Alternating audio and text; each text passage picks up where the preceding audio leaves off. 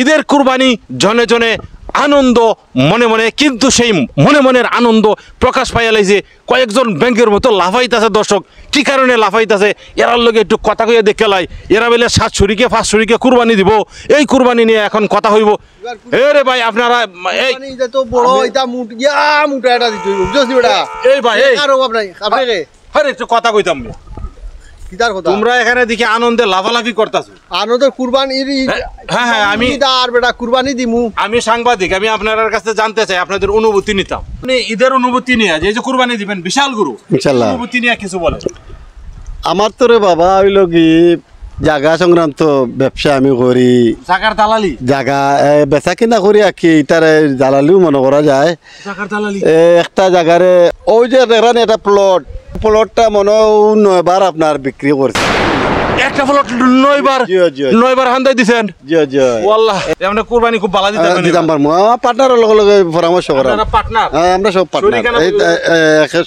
এই এক প্লট 7 বার বিক্রি করে এরপরে বলে শরীক হয়ে কুরবানি দিব। আল্লাহ গো ভাই আপনার অনুভূতি হইন না? হ্যাঁ আমার অনুভূতি বুতা হইয়া গেছে, এখন তার কাছ থেকে শুনি। আচ্ছা শুনুক, আপনি একজন ব্যবসায়ী? জি হয়, বিশিষ্ট তেল মারা ব্যবসায়ী। তেল মারা ব্যবসায়ী, তেলের ব্যবসাও আমার মারা না, তেল ব্যবসাও আমি। তেলের ব্যবসায়ী হিসেবে আপনার অনুভূতিটা কুরবানি সম্পর্কে?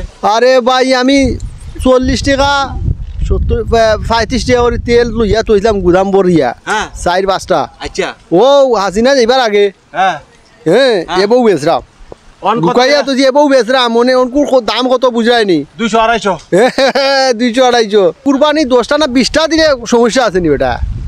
আইতা বড় বড় করে লই মুইতা ওলা খাইতো মানুষ, ওলা চাইতো। হয় হয় সব সিটার বাট পার লাগতাছে ভাই। ভাই আপনার অনুভূতি শুনছি, ওই যে বুতামস্তান কইয়া অনেকে সাদা তুলে এলাকাত, তা সব আমার আপনি এটার সভাপতি। না সব আমার মানে। এই কুরবানি সম্পর্কে আপনার অনুভূতি কি?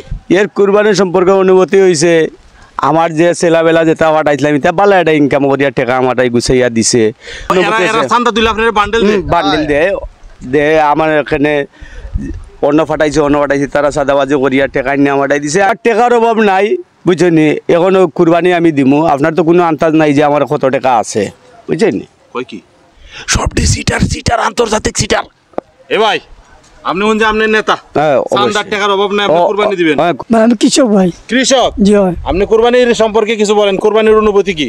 কুরবানির অনুভূতি আমার বালা আছিল, তবে এখন বালা নাই, কারণ এ বাটপার চিটা এরা লগে চাইছিলাম যে করতাম, কিন্তু এখন দেখলাম এরা তো শরীক হয়ে কুরবানি দিতে আসলাম। জি জি এখন দেখলাম এরা তো অবৈধ ব্যবসায়ী। আল্লাহ এখন আমি যে আমি আমার একটা খাসি লইয়া আমি আমার কুরবানি দিয়ে আমি আমার খাইয়া বইতাম ভাই। আমি হারাম হালাল দুটা মিলে না, আর যেহেতু আমি জানি না, জানতাম না লাগে আসলাম, এখন আমি জানিছি এখন আমার সম্ভব না আপনার লগে ভাই। মানে আপনার কইতা চাইরা যে এই হারাম খুরার লগে আপনি কুরবানি দিতা না? জি না, যেহেতু হারাম টাকা হালাল টাকা মিক্স হইলে কুরবানি হইতো না, হালাল টাকা লাগবো।